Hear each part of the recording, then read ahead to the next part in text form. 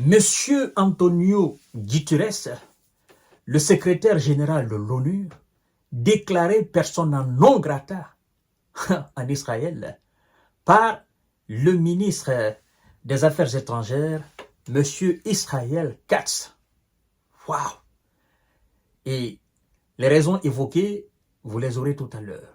Mais avant tout, partagez la vidéo dans tous les groupes possibles. Donc, Monsieur Antonio Guterres ne mettra pas le pied sur le sol israélien.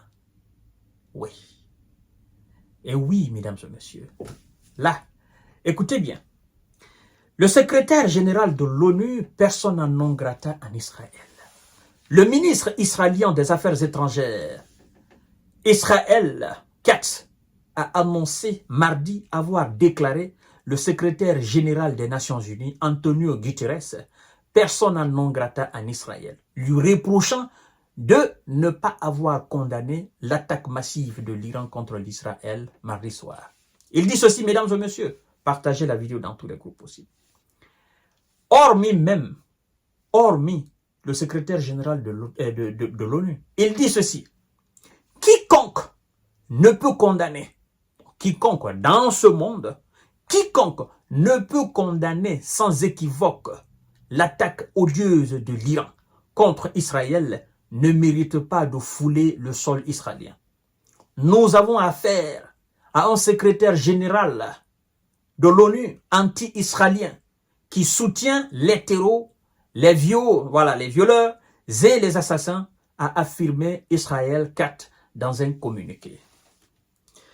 Donc, selon monsieur le ministre des Affaires étrangères, Israël Katz, le ministre des Affaires étrangères israélien, il s'appelle aussi Israël Katz, le secrétaire général de l'ONU, Antonio Guterres, devrait formellement condamner les attaques massives de l'Iran contre Israël. Alors, dans un monde normal, l'ONU, on dit les Nations Unies, l'Organisation des Nations Unies. Les nations qui sont membres de cette organisation sont censées être unies. D'accord? L'Israël est membre de cette nation, de cette organisation. L'Iran est membre de cette organisation. Les États-Unis, la Russie, la France, l'Allemagne, tous ces pays influents, la Chine, toutes ces puissances dans ce monde sont membres de cette organisation. Et d'ailleurs, il y a un conseil de sécurité où ces puissances sont des membres permanents. Maintenant, mesdames et messieurs, je vous pose la question. Dans de tels cas, où je crois bien ce même ministre a déchiré une résolution des Nations Unies concernant la Palestine devant le monde entier. Dans de tels cas, cette résolution, je crois bien, de paix ou de cessez-le-feu, il a déchiré devant le monde entier. Il a pris, il a dit, bon, pour lui, Israël, ça équivaut à un papier toilette.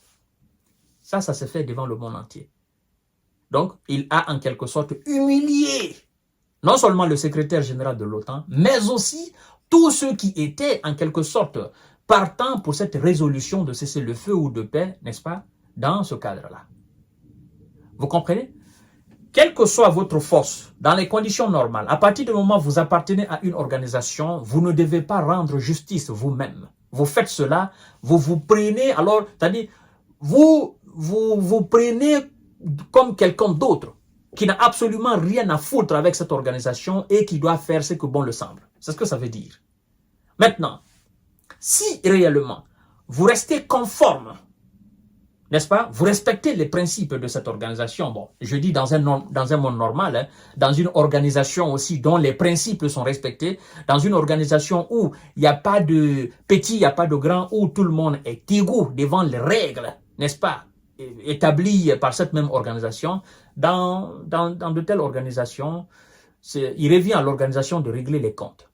Quiconque attaque, n'est-ce pas, un autre membre de l'organisation, il revient à l'organisation, n'est-ce pas, d'appliquer alors des sanctions contre, n'est-ce pas, c'est lui qui serait alors l'agresseur. Vous comprenez? Par exemple, dans le cas de de l'Iran et l'Israël, si l'organisation était véritablement fonctionnelle et que le secrétaire général de cette organisation était impartial et que ses membres influents, bon, disons influents, n'étaient pas des influents, que tout le monde était égaux devant les lois établies, les principes établis effectivement de cette organisation, dans de telles organisations, on serait appelé à condamner effectivement l'Iran. On serait appelé à juger l'Iran par rapport à son... Mais nous sommes dans un contexte différent. L'ONU n'est plus considérée. L'ONU n'a plus de poids. Le secrétaire de l'ONU est humilié en longueur de journée. Il est bafouillé. Il est jeté même par terre. Vous comprenez? Il est censé être impartial. Mais lui, il a montré sa partialité dans bon nombre de dossiers conflictuels. Tant bien sur le continent africain, mais aussi que sur le continent européen. Et même dans le Proche-Orient. Vous comprenez? Et donc, quand c'est comme ça, ben, lui, à un moment donné, il est confus. Il est confus. Hein? Ce qui est censé être sa véritable fonction, ben, il n'est plus dedans. Parce qu'il n'a pas de pouvoir. Vous imaginez la pression du bloc occidental sur le secrétaire général même de l'OTAN dans le dossier ukrainien. La Russie dit que le secrétaire général de l'ONU n'est pas impartial dans ce dossier-là, par rapport à un certain nombre d'actes posés. Vous voyez? Donc, nous sommes dans un monde désorganisé. C'est pourquoi moi je ne dirais pas l'Organisation des Nations Unies. Nous sommes dans une organisation des Nations désunies. Des Nations désunies. Voilà, mesdames et messieurs. Et c'est pourquoi nous sommes en train d'assister à des guerres un peu partout dans le monde entier. Sinon, dans une organisation, n'est-ce pas, dont le but est l'unité, l'harmonie, la symbiose entre les États de ce monde, il n'est pas censé qu'on assiste à des conflits où on va constater des morts d'hommes massives comme ça là. 200 000, 300 000, 80 000, 5 000, des millions de personnes. L'Organisation des Nations Unies a failli à ses prérogatives. Ouais. Donc, quand le ministre des Affaires étrangères lui dit, bon, il est déclaré persona non grata en Israël, c'est comme s'il parlait dans le vide. Parce qu'en réalité, M. Antonio Guterres n'a pas de poids. Il n'a pas de poids. Personne n'a de considération pour lui. Les États-Unis s'en foutent de lui. La Russie s'en foutent de lui. Hein, mesdames et messieurs, la France, le Royaume-Uni, toutes ces puissances-là s'en foutent de lui. On le crache dessus à tout moment. On le dénigre à tout le moment. Il est humilié devant tout le monde entier. Alors, dire que cette personne est déclarée personne non grata dans votre pays, ça n'a pas de sens. De toutes les façons, lui se dit, je n'irai jamais là-bas, certainement. Ou, voilà, vous m'avez humilié ici, qu'est-ce que vous voulez que je fasse, que je condamne? Non, je vous ai dit d'arrêter entre la situation entre Palestine et Israël. Je vous ai dit d'arrêter, vous n'avez pas compris. Vous m'avez humilié ici. Alors, comment voulez-vous que je condamne? Même si je condamne, ça va changer quoi? C'est ça, en fait. C'est ce qu'Antonio Guterres se dit. Même si je condamne l'Iran, ça va changer quoi? Les États-Unis sanctionnent l'Iran, ils condamnent. Le Royaume-Uni condamne. La France condamne. Toutes ces puissances, tous vos alliés ont condamné. Ça a changé quoi? Ça ne change absolument rien. C'est pas aujourd'hui qu'ils condamnent. Depuis fort longtemps, ils condamnent. L'Iran, d'ailleurs, est sous le coup des sanctions. Mais ça n'a pas empêché l'Iran de vivre. Hein? De mener ou de continuer son programme nucléaire. Il y a eu des accords signés, par exemple, je crois bien, en Vienne, hein, où on disait que l'Iran devrait arrêter. Mais quand M. Donald Trump est venu, il a retiré les États-Unis de cet accord-là. Et donc, vous voyez, le monde est assis voilà, dans une assiette vraiment chaude. Très chaude. Il faut être un dur pour rester là-dedans. Et si vous n'êtes pas un dur, vous allez sauter. Ou bien vous allez fondre. Parce que l'assiette, elle est vraiment chaude, très rouge. Voilà, mesdames et messieurs.